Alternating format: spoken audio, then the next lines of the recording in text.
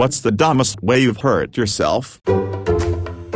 Picture me at work as a bartender. My shift is almost over. Sweet, sweet freedom after I do the very simple task of stocking the wines. Grab a bunch of bottles to carry to the fridge for the next shift. One starts to slip. I clench up hoping that the errant bottle will stay on point. It does not. Cue bottle falling slowly to the hardwood floor. I stick out my foot in hopes to keep it from shattering and costing my employer a full $7.50's worth of bad Pinot Grigio from shattering on the floor. Now I have a nice healthy bruise on my foot and the bottle bounces away without a care in the world. Fun fact: those bottles are designed to withstand a whole shitload of things. The human foot is not. It wasn't even a cool bruise. Once I fell asleep with my arms folded behind my head. I woke up with both dislocated, so asleep I couldn't move them at all, and the muscles so tight from trying to pull the joint back in that nothing moved right anymore. I will say though, while it was a scary long few minutes trying to untangle my arms, I wasn't actually hurt. My family lacks some of the connective tissue you're supposed to have in your joints, so my arms can be pulled out of the socket without severe injury, as long as they don't get yanked too hard. But man, was that a weird, unpleasant feeling. I got attacked by a flock of seagulls when I was young. I was like 5 or 6 and it was a beautiful day and I was stuck in the car with my mom going shopping. I kept bugging her to take me to the park, and finally she relented. We stopped and got lunch at a food truck that was there. I got my food first, so I walked to the nearest picnic table, which was maybe 50-60 feet away. I sat down and started eating, when a sheet of seagulls landed all around me. One landed on the table, screeched at me and attacked me. Then the whole flock attacked me. I screamed and ran for my mom, who came running, while this massive flock chases after me. I hid behind her and she started to beat them out of the air with her purse. After she smacked a few, they flew over to my food and started to eat it. We ate in the car after that. Doctor, tried to eat lunch, was almost lunch myself. Kinda similar thing happened to me. I was working at a furniture-like factory. We made the pieces for California closets, if you know what that is. We had a router mounted to a table from underneath with an industrial vacuum hose attached over top that cut wood in a specific shape based on the jig. They both turned on with the flip of a single switch. So I'm using the router, and the sawdust isn't being sucked up. So I did the thing everyone does when a vacuum seems to not be working. I went to check its suction ... by sticking my hand in the area where the router and the hose meet. The router, being connected to same switch as the vacuum, was still on as well. My middle finger took the brunt of it. I broke the bone on my finger and in the split second my fingers were in there. The router hit it 3 times. It was just fantastic. When I turned 8 I got this kick scooter for my birthday. I rode that thing all day when I was home. I practiced tricks like jumping over piles of bricks and spinning the base around and all that. At the next parent-teacher conference I took it along to show off to my friends and couldn't something worthy of my skill to jump over. Ended up choosing this crack in the hallway to show how good I was. I fucked up the landing and broke my leg. I've hurt myself in so many stupid ways, but that will always stick with me because I knew I could do so much more and fucked up the most basic thing I could come up with at the time. Every goddamn major accident I've had in the past 3 years is my fucking cat's fault. Torn intercostals, diving to catch the fucker on his way out the door, dislocated foot, avoiding the affectionate cunt in the dark, seized back, he jumped into a 200-pound container I was carrying, fucking random wrist pains I've developed. I assumed it was computer related, but last night the asshole climbed into bed with me and I pet him and he rolled just the wrong way to put pressure on the wrist and, yeah, fucking asshole. I love him. As a kid I wanted to imitate the TV show where they did different challenges in an old prison fort. One challenge had the contestants jumping on a contraption that made cannonballs fly and they needed to hit some targets. The genius I was as a 6-year-old trying to replicate it, I built my contraption with a wooden plank that I balanced on a rock like a seesaw, then I put a rock on one side and jumped on the other side. Guess what happened? The rock flew right in my face. I did not get seriously hurt, but half my face was blue for quite some time after. I was showing off my ability to burp by swallowing air. I swallowed some air. My throat hurt a little bit, and I couldn't burp it up again. I didn't really think about it again for a while. Within half an hour, I had to leave work because of chest pains. I got to the hospital. They give me antibiotics, assuming that I was having some sort of bacterial infection that was moving very fast. They pretty quickly cleared any suspicion of heart attack or lung malfunction. Eventually they figured out that I had some air in my interstitial space, between organs in my torso. I had to stay overnight to have my body absorb the air. I could have collapsed a lung by swallowing air, or gotten an infection by tearing my throat enough to force air into my chest. The antibiotics probably saved me from that latter one. Edit. Wow, this blew up. I felt a pain in my throat. So me and the doc figured I had a small tear in my esophagus where the air went through into my chest instead of my stomach. With the antibiotics they gave me, I didn't get an infection in the wound. Edit 2. I dodged a fucking bullet. https://www.merckmanuals.com/home/digestive disorders/esophageal and swallowing disorders/esophageal ruptures. I once ate Waffle House twice in one day. Then I didn't poop for 5 days. I truly thought I was gonna rupture an organ. I was in serious pain and my coworkers were like, maybe you should see a doctor? To which I said the only doctor I'm gonna be seeing is the medical examiner. I took a couple doses of laxatives and prepared for the worst. Turns out, when you're so ridiculously constipated, laxatives just bring you back to normal. Organs still intact for now. Same. Pretty sure I fractured my jaw from an illegal tackle playing football in high school. Never had it checked out. Dealt with lockjaw for 4 years. Had to be extremely careful eating anything or just moving my mouth for that matter. When it locked I'd have to use my hand to shift it over so the hinge would move freely again. Now 10 years later I have TMJ, although it's just occasional soreness and pops now. The reason I never had it looked at is because my 14-year-old self believed since I was still able to move my jaw it must not be too serious and will heal soon. Kept telling myself that and I couldn't have been more wrong. One time in grade school I was at my gym class and there was this table against the wall that had wheels and normally everyone in the class would sit on the table while we waited for our coach. So one time I wanted to fake hurting myself to skip the class. So when everyone got off the table I was still sitting there and I slowly leaned back against the wall carefully pushing the table from under me. Then the table moved really fast and I fell behind the table, which was my plan. But what wasn't in my plan was to land on my arm and twist it really bad to where I dislocated my arm. After that I had to go to the school nurse which puts ice on my arm. Then I don't remember how my arm back, I just assume someone came and relocated my arm. Long story short, don't lean against walls while on a table with wheels. Broke 2 toes with pasta sauce. Pasta sauce had been batch cooked and frozen in family dinner size portion bags. Flat so they stack and take up less freezer space.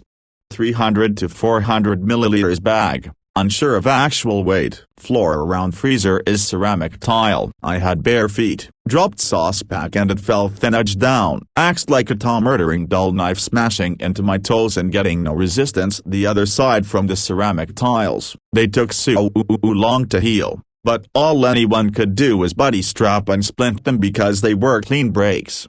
3 months of full whack, then another 2 of strapping without splint. While delivering newspapers one frigid winter's day I slid on ice and rolled down a hill, across a road and into a snow-covered bush. Bruised and banged up, but I was 13 years old, and therefore indestructible. So I picked up my newspapers and continued on my route. For the next few weeks I healed up and I thought I was okay. But then my right knee started hurting. Went to the doctor, they said, oh, it's just growing pains, don't worry about it. So I limped around for a few more months and tried to ignore it. When the pain got so bad and I could hardly stand on my leg, I went to a different doctor. He did some x-rays, said, "Oh, it's nothing, try walking on these crutches for a few months to take pressure off of it and see if it'll heal up and stop hurting." A few months went by using the crutches and it still hurt. 3 painful years pass. Finally went to a sports physician who knows a thing or two about this stuff, and he found out that I had actually broken part of my bone at the knee joint. He called it osteochondritis. Basically a small chunk of bone breaks off on the weight-bearing edge of the joint and floats around in a sack of fluid, until I step wrong. Then the broken piece stabs back into the raw hole. Imagine stabbing yourself in the knee with the red-hot ice pick and you will get an idea of what that felt like. Doctor decides we have to do surgery. They go in orthoscopic surgery, put in 2 screws to hold the bone chunk back in place, and then I'm on crutches for another 6 months. Hurts like hell, but it does heal. After the 6 months they go in and remove the 2 screws, and then another 3 months of no weight bearing until the bone has fully healed back together. It's been over 20 years since then, and now I don't have any real issues with knee except on days when it's going to rain and I can feel a slight ache in it. I hate this story so much. I've heard so many stories of doctors giving shitty diagnoses from underestimating the pain of their patients, those patients suffering for years, and then finally finding a doctor who will actually take them seriously and really look at them. Something similar happened to my mom, who was having persistent foot pain for decades and no doctor would tell her anything useful. But eventually she found a doctor who actually gave a damn and found the issue. From what I've heard and read, this is especially true for women, overweight, obese people, and doubly so for overweight, obese women. The doctor is supposed to be the person you can trust to look at your health issues and tell you how to fix them. When they continually fail at that role, it's so hard to have any amount of security in your healthcare. I woke up and went to the fridge to drink some chocolate straight from the squeezy chocolate bottle, and pushed a bunch of air out into my lungs, instead of that delicious chocolate. So I dropped to the ground in my boxers, choking to death for a solid 20 seconds. All I could think was how they'd find me dead on the floor in my boxers. Murdered by some Hershey chocolate, or lack thereof. Okay.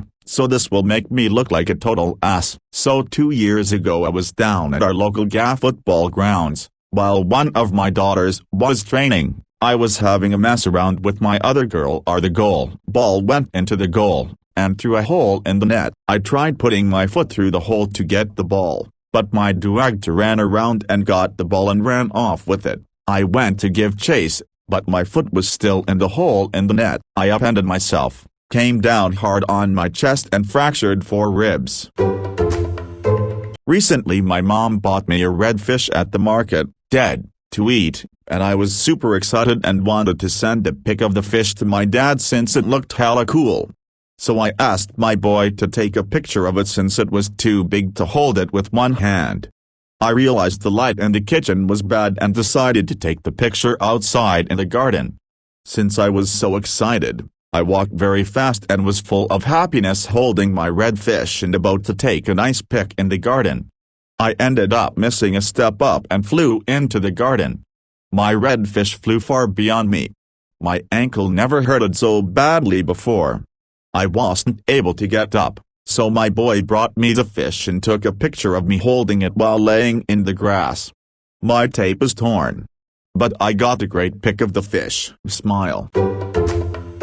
Went permanently blind in one eye playing with a soccer ball at age 11. My neighbor kicked it just right so that when it hit the planter box on the side of the house it popped straight up 30 feet into the air. I tried to replicate this, unaware of the beehive inside the planter box. A swarm of bees engulfed me, stinging me over my entire body. But one little fucker went for my eye. He used his little legs to force my eyelids to stay open, Clockwork Orange style, and I got a very National Geographic-like memory of watching him curve his butt downwards, the stinger emerging from within, and him injecting my eyeball.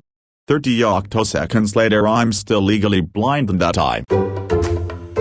When I was little I asked my mother when we were gardening what the knob in the middle of the shears did, When she didn't answer, I turned it anyway. The shears didn't seem to change in any noticeable way until I tried to close them, and I found out that it was to make the blades easier or harder to open. I put in the amount of force I expected to need to use to close them, but it was now drastically too much, and I closed them so quickly that I lost control and they cut my upper lip in half. It's a cool scar.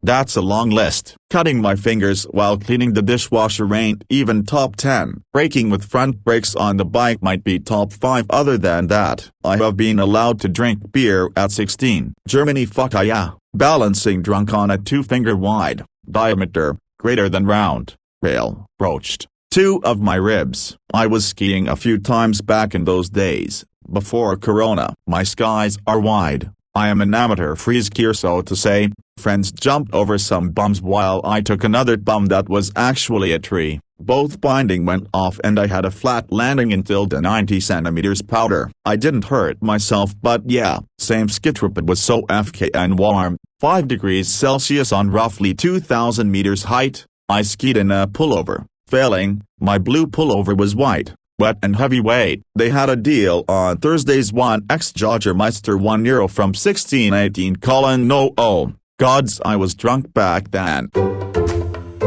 I posted this in Taifu, but one of the last time I ever followed a celebrity. Instagram hack trend from the Kardashians about taping your bust to give it the cinched look, especially in low-cut tops. It didn't work for me, and when I removed the masking tape it ripped out a good chunk of my skin, leaving a nasty scar that runs from just underneath my armpit all the way to the lining of my underboob, about 6 inches long. On both sides. Took almost 3 weeks to heal. Had to wear loose clothing and no bra since even light chafing caused the scabbing to tear and the wound to reopen, and showering stings like MF.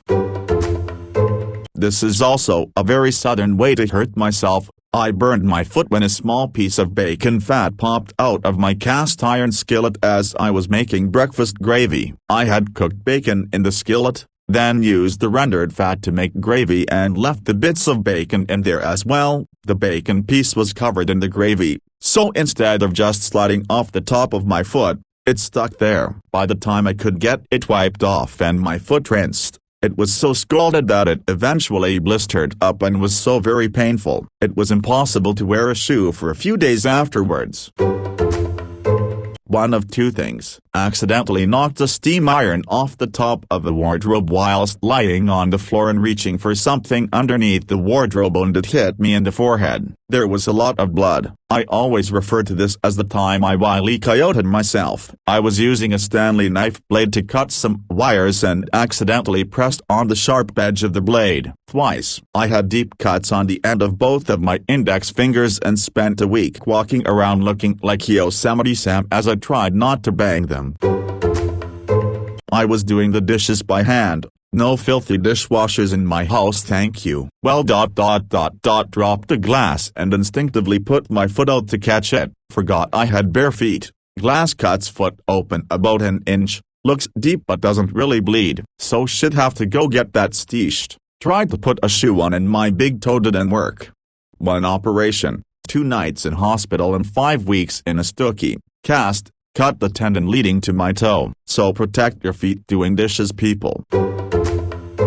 Burning ants. One summer when I was 16, I was burning ants in our backyard with a magnifying glass and was getting bored. I decided to up my game. I scooped up some ants and threw them in a plastic pail and added gas to light it up. It worked really well, too well. The flames were too high and I was afraid my parents would catch me. To put out the fire, I thought that by kicking the pail on the side it would extinguish. It didn't. Remember, gas. It just spread on the ground and the heat from the fire melted the plastic pail when I kicked it. It splashed on the shed and on my right leg, and sure enough I was on fire. Tried to stop, drop and roll, but that didn't really do anything. Luckily a water hose was nearby and I was able to put out the flames that were cooking the side of my leg. I was in flip-flops and shorts at the time. Left me with a nasty 2nd-degree burn. I'm lucky enough to have hairy legs and it doesn't show too much. I remember removing stripes of dead flesh from my leg in the shower a few days later. Nastiest stuff ever. Oh, and it hurted like MF.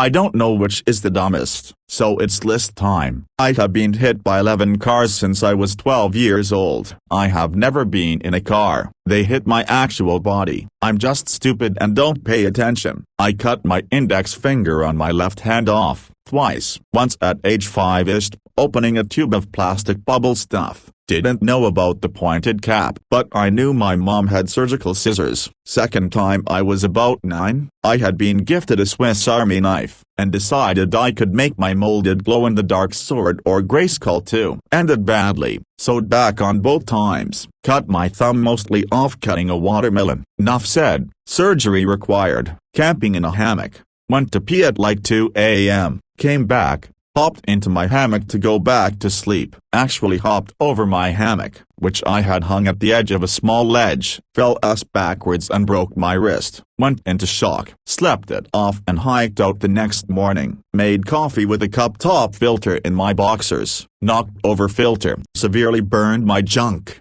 like, should have, but didn't, because I'm a genius. Gone to the hospital bad. Chopping brush in my yard with a machete. Snake jumps out of bush mid-chop and startles me, so I jump, while swinging, and chop into my leg. Going off the springboard high dive at the pool at about 10. It was the 10-meter board. Guy was on the low dive, 2-meter, who always did awesome tricks. Watching him, while walking, walked off the side of the board and fell face first onto the pad around the pool. I have more. I am a fucking hazard.